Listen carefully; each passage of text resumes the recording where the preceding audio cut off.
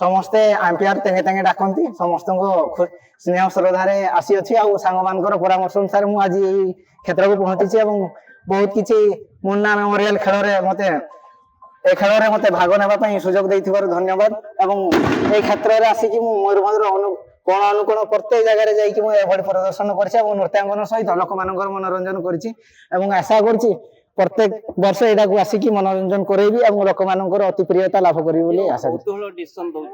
ଆଜ୍ଞା, ଦର୍ଶକ ମାନେ କେତେ ଖେଳରେ କେତେ ମଜା ନଉଛନ୍ତି ବିଶେଷ କରି ମୁଁ ଯାହା ବି ଅନୁଧ୍ୟାନ କଲି ଏ କ୍ଷେତ୍ର ଦେଖିଲି ଲୋକଙ୍କର ବହୁତ ଆଗ୍ରହ ସ୍ନେହ ଶ୍ରଦ୍ଧା କ୍ଷେତ୍ରରେ ରହିଛି ଆଉ ତାଙ୍କର ଦେଖିକି ମୁଁ ବି ତାଙ୍କର ଉତ୍ତେଜିତ ହେଇକି ସମସ୍ତଙ୍କର ପରିସ୍ଥିତି ଅନୁସାରେ ଅନୁକୂଳ ବାତାବରଣ ସହିତ ମୁଁ ଖାପ ଖୁଆଇକି ଲୋକମାନଙ୍କର ମନୋରଞ୍ଜନ କରିପାରୁଛି। ମୋର ଦେବାର ଶୈଳୀ ଟିକେ ନୂତନ ଧରଣ ଭିନ୍ନ ଧରଣର ଏବଂ ଏ କ୍ଷେତ୍ରରେ କହିବାକୁ ଗଲେ ଆଇସିସି ରେ ଏତେ ନାହିଁ କିନ୍ତୁ ଗ୍ରାମାଞ୍ଚଳ ଏବଂ ସହରାଞ୍ଚଳରେ ଏଭଳି ଲାଗୁ ହେଇଛି।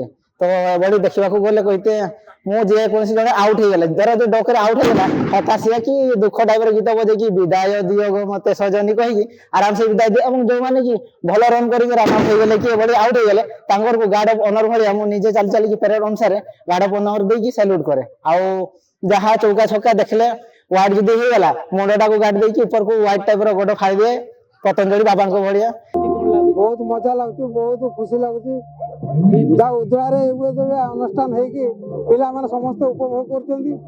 ଯାଉ ସେଥିପାଇଁ ବହୁତ ଏଇ ଉଦଳବାସୀଙ୍କୁ ବହୁତ ଧନ୍ୟବାଦ।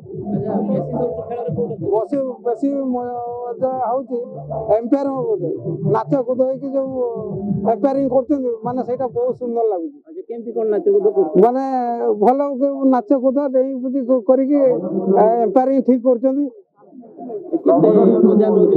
ପିଲା ବହୁତ ହଜାର ହଜାର ଦର୍ଶକ ସବୁ ମଜା ନଉଛନ୍ତି। ଯାହାକୁ ବହୁତ ଖୁସି ଲାଗୁଛି ଦେଖିବାକୁ। ଆଜି ଉଦଳା ହାଇସ୍କୁଲ ପଡ଼ିଆରେ ୟୁପିଏଲ କ୍ରିକେଟ ଖେଳ ଉଦଯାପନ ସମାରୋହ ଆଉ ପିଲାମାନେ ଏଠି 7-8 ଦିନ ଧରିକି ଖେଳୁଥିଲେ। ଆଜି ଶେଷ ଦିବସ ବହୁତ ଉତ୍କଣ୍ଠାର ସହ ପିଲାମାନେ ଖେଳୁଥିଲେ ଯାହାଦ୍ୱାରା ପିଲାମାନଙ୍କର ଏଠି ଆମର ଡେଭଲପମେଣ୍ଟ ହେଉଛି କ୍ରୀଡ଼ା କ୍ଷେତ୍ରରେ ଆଉ ତାଙ୍କୁ ସେମାନେ କେମିତି ଯାଇକି ରାଜ୍ୟ ସ୍ତରରେ ଏବଂ ଜାତୀୟ ସ୍ତରରେ ପହଞ୍ଚି ପାରିବେ ସେଥିପାଇଁ ଇଏ ଗୋଟେ ଅଭିନବ ପ୍ରୟାସ 3 ବର୍ଷ ଧରି ଚାଲିଛି। ମୁନା ବୋଲି ଗୋଟେ ତାର ସ୍ମୃତି ଉଦ୍ଦେଶ୍ୟରେ କାର୍ଯ୍ୟକ୍ରମ ଚାଲିଛି। କିଛି ଯୁବଗୋଷ୍ଠୀ ଏହାର ନେତୃତ୍ୱ ନେଉଛନ୍ତି ତେଣୁ ସମସ୍ତଙ୍କୁ ଯେଉଁମାନେ ଏମାନଙ୍କୁ ଏ କାର୍ଯ୍ୟକ୍ରମ ଯାହା କରୁଛନ୍ତି କ୍ରୀଡ଼ା ପ୍ରତିଯୋଗିତା କରୁଛନ୍ତି ସେମାନଙ୍କୁ ବହୁତ ବହୁତ ଧନ୍ୟବାଦ କୃତଜ୍ଞତା।